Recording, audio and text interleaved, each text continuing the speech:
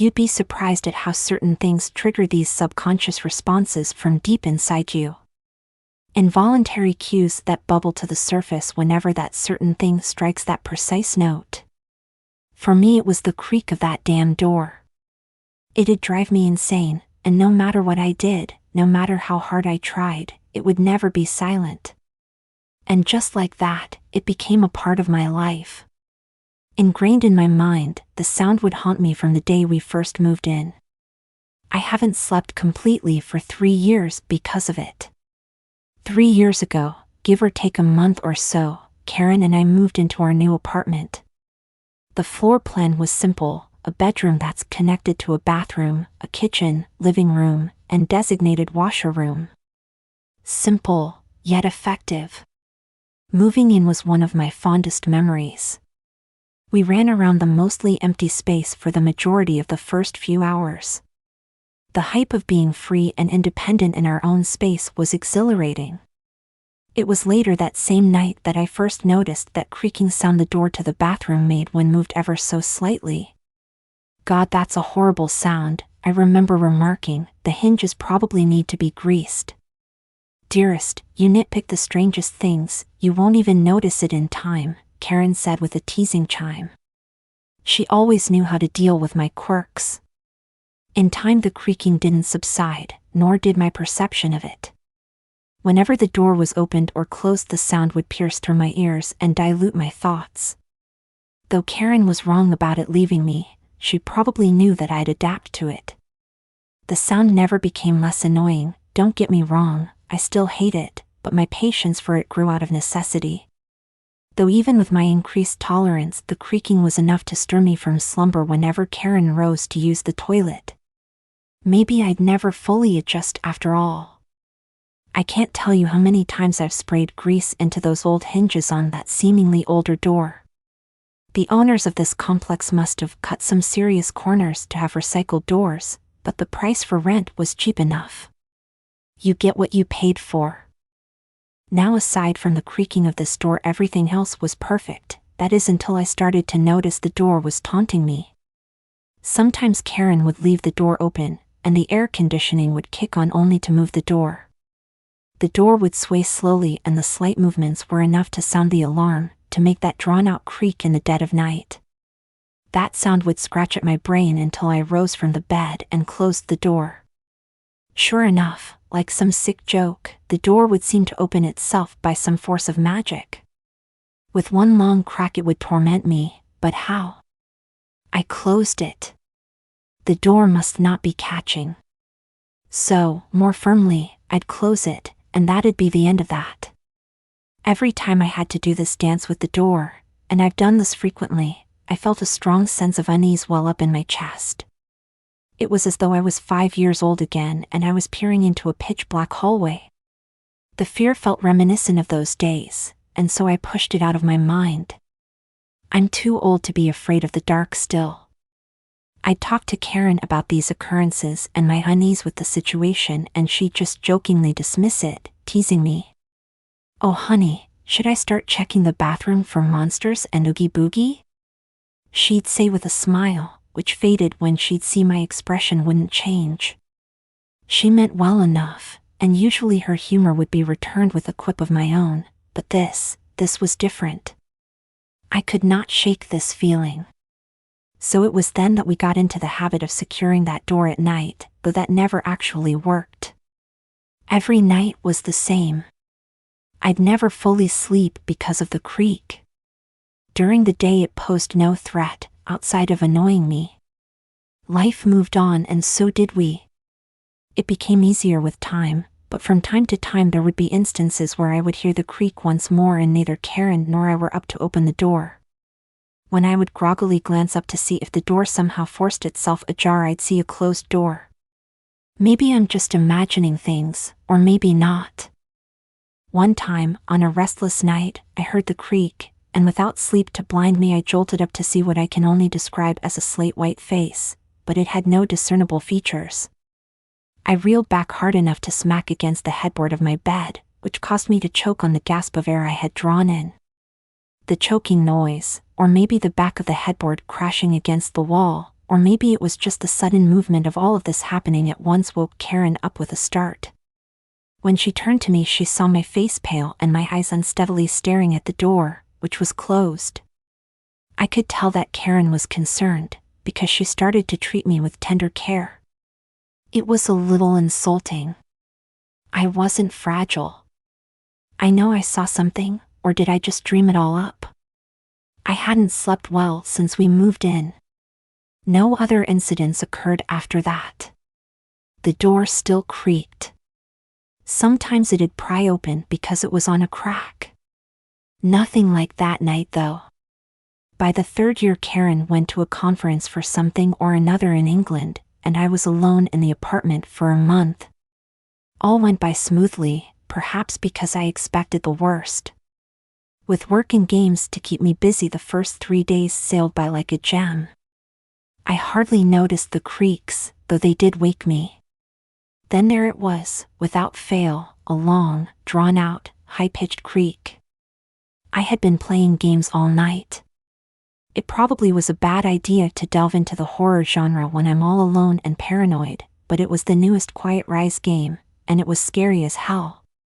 Just as I laid my head to rest, it sounded. Like the devil's very own grinding teeth, it tormented me with its wicked shriek. Creak. It let out a second shrill note as though daring me to glance up. Click. The door closed. What the fuck was that? I managed to utter softly. Am I just dreaming things up again? I remember thinking, or rather praying. My chest ached as I drew rapid breaths from under my blanket. I could feel every single strand of hair on my neck and arms prick up at once. I felt an overwhelming, yet cold, pressure bear down my throat and crush my chest. I wanted to believe it was nothing more than my overactive imagination jumping into extremes in the dead of night, because I stayed up a little too long. So I didn't dare move. I was safe in my blanket, this I'd like to believe. Eventually sleep caught me, though it was fitful, and before I knew it the light of the morning breached my eyes. I lived to see another day. No more horror games though. I didn't tell Karen about what happened. I didn't want her to worry. I just ignored it. The next night nothing happened. So my mind must have played a foul trick on me, right? The night after, I managed to get to sleep quickly. I was exhausted after work and the day went well. Sleep was going to be rewarding. I could feel it taking me already. A few hours into that unfulfilling rest, I felt something tug at the back of my mind. It felt sharp, like a little clawed hand was pinching the softest part of my subconscious and pulling firmly. It was uncomfortable. The feeling was enough to break my already frail slumber and make me painfully aware of my environment all at once. Creak. Reluctantly, I opened my eyes and dazedly lifted my gaze to the door. The door was wide open. Wide fucking open, but nothing was there. At first my sleep-deprived mind made me call out, Karen, but the inquisition was fruitless. It dawned on me she had been gone for nearly a week. I felt like I wanted to cry out, curse whatever cruel person installed this demonic door. Instead, I just rolled over. I didn't have the energy to fight it. The next day, I studied the door thoroughly. Nothing made sense. There should be no reason for it to open every night. I looked around the bathroom area and tried to find some source that could be causing this. Maybe someone was playing a prank on me. Maybe Karen had been up to something the whole time. I couldn't find anything. The days went on after that, and days turned into weeks. 3 weeks in and still I couldn't sleep peacefully. My mind grew frenzied. I was reaching the tipping point. What was going on? In time, this question, and lack of an answer, consumed me. It got to the point where the fear was overridden by madness. I hated that door. I hated that creaking. I needed to end it. I went out and bought 2 cameras that day. If I couldn't see anything, maybe they could. I set up one camera just above the headboard so that it would face the door. The other was on a desk parallel to the bed against the wall. I placed a camera there to watch me. That night I slept. It was a miracle. I didn't wake, but I didn't feel rested. I felt empty, but at least I didn't hear the creaking. Ironic that this would happen when I set out for the truth. It would have almost driven me insane if it wasn't so funny. Now wasn't the time to dwell on this though, I had to view the tapes. First I removed the memory card from the camera affixed to my headboard and uploaded the video onto my computer. The first few hours were tame, and I felt my skin flush. Had I been acting nuts this whole time for nothing? Was the lack of sleep the cause all along? Maybe all I needed was a good night's rest. I fast-forwarded the video. Nothing for the next couple of hours. Then there was movement. I hit pause, backed up, and played it a few minutes before the movement began.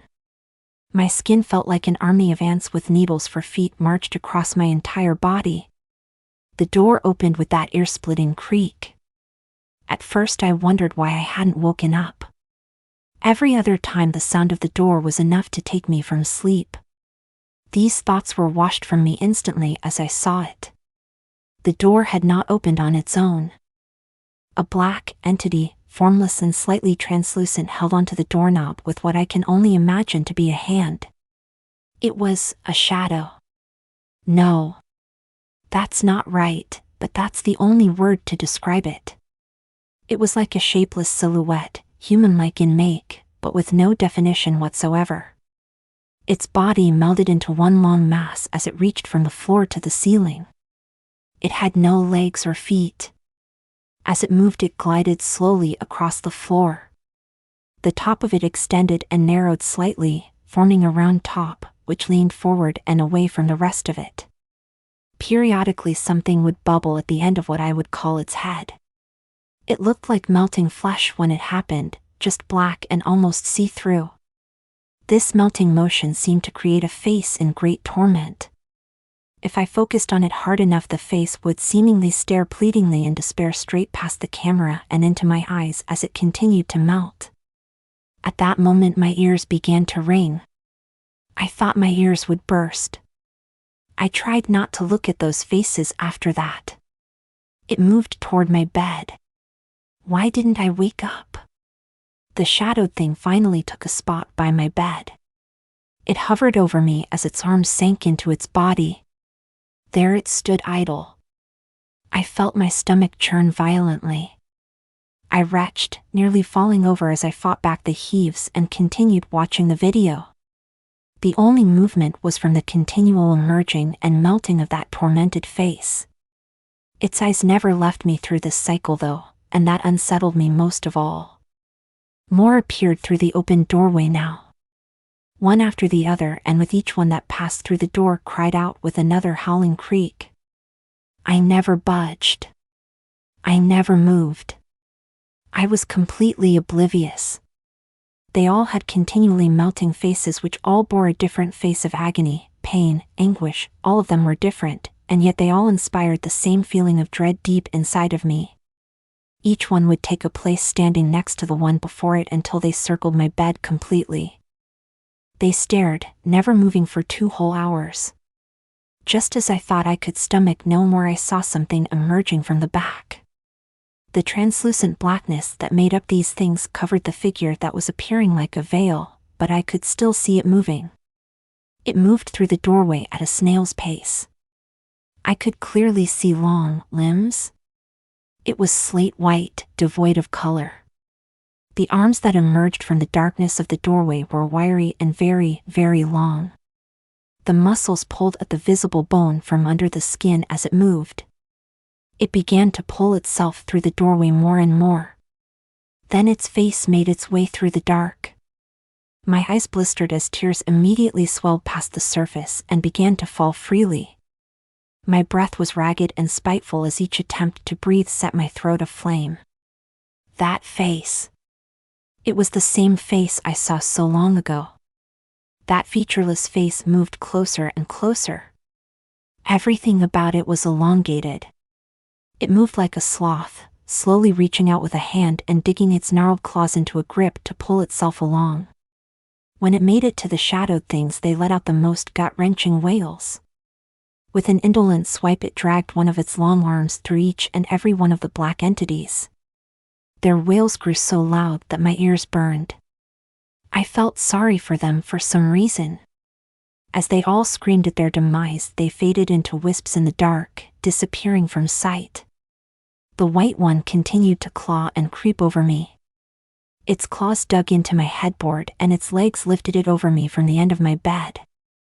I could hear its bones cracking with every move it made. That's how close it came to me and the camera.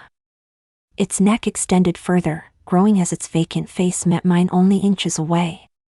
The face began to crack and tear, opening up to reveal a mouth as blood seeped from the newly torn rip. A guttural growl gurgled through the blood that pooled in its mouth. It lifted its head to the camera and cocked it to the side before letting out a terrifying screech. The camera was overwhelmed with static and the image began to corrupt and break as the screech drew out. It lasted maybe 10 seconds before the video cut to black. Minutes passed and it remained black. Then the video flashed back to show a mostly empty room, save for me sleeping soundly. For the longest time I sat there. Was I going crazy? Was this just a dream? Was it a hallucination from sleep deprivation? Maybe, but when I started the next video it was the same thing. I didn't watch the second video. I couldn't. I sat there for a while before I actually focused enough on my hands. There was blood, and not just on my hands, it was all over me. I got up and dashed for the bathroom, slamming the door behind me. The mirror showed blood steadily streaming from my eyes, ears, nose, and mouth. I glanced down at my shirt through the mirror, which was drenched in blood. I lifted it. A bite mark bled freely from my side. It bit me and I never stirred. I didn't even feel it until now. My body was shaking uncontrollably. What the fuck? What the fuck? What the fuck? I could have sworn I closed the door behind me.